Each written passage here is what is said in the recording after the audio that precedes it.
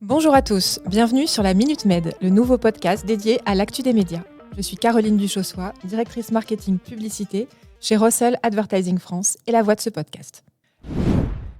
Pour commencer cet épisode de la rentrée, cap sur le règlement DSA, qui a été mis en vigueur fin août.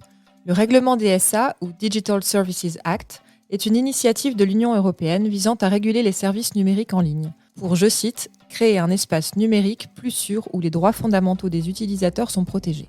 Il fait partie d'un ensemble de règlements visant à moderniser la réglementation de l'Union européenne sur les services numériques. Qui est concerné ? Le DSA vise à encadrer les plateformes en ligne, y compris les réseaux sociaux, les moteurs de recherche, les marketplaces, les boutiques d'applications mobiles.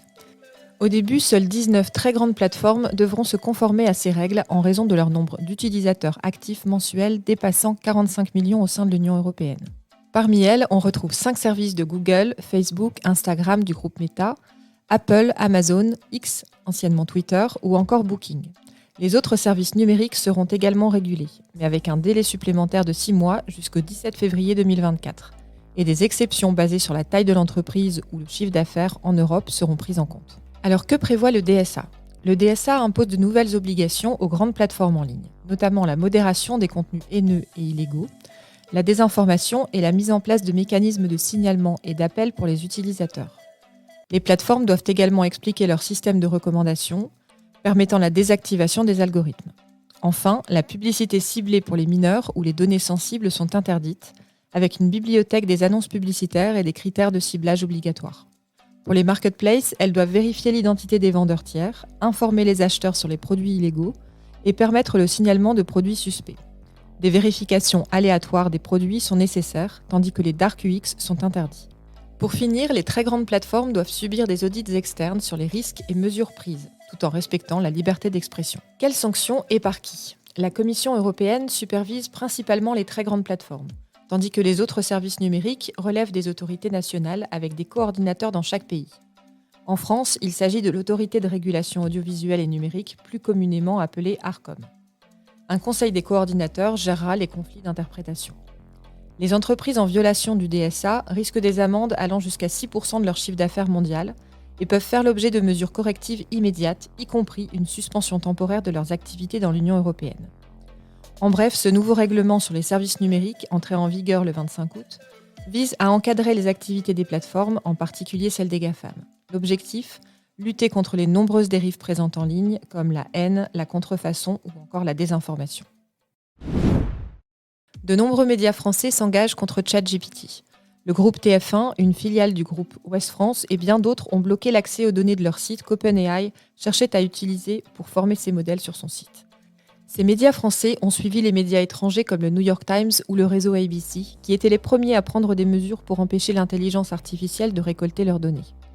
En effet, ChatGPT est montré du doigt pour réutiliser les mêmes informations que certains médias sans les citer.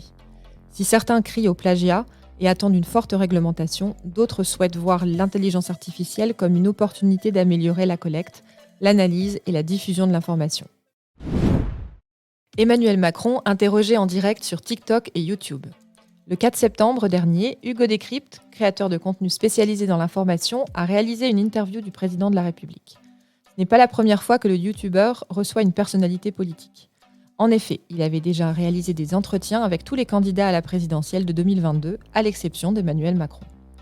Cette récente interview avec le président a été l'occasion de discuter de l'avenir des jeunes suite aux annonces récentes sur l'éducation de la part du gouvernement.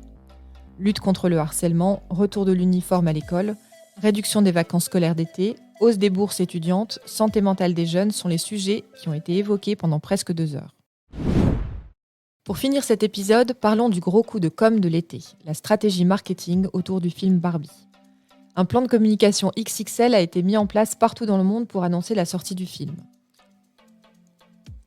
En plus d'un casting et d'une bande originale remplie de célébrités, Mattel, société de la fameuse poupée, a lancé en masse des campagnes de partenariat dans le monde entier pour promouvoir le film.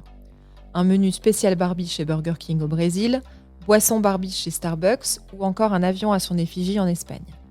On a pu en retrouver des dizaines et des dizaines. On rapporte que près de 2/3 du budget pour les films comme Barbie est dépensé dans le marketing. Le moins que l'on puisse dire, c'est que cette stratégie a été plus que payante pour Mattel, car le film bat tous les records, notamment celui du film le plus populaire en 2023 au box-office mondial.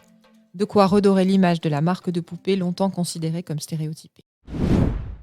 C'est déjà la fin de cette Minute Med. On se retrouve le mois prochain pour de nouvelles actus médias. À bientôt!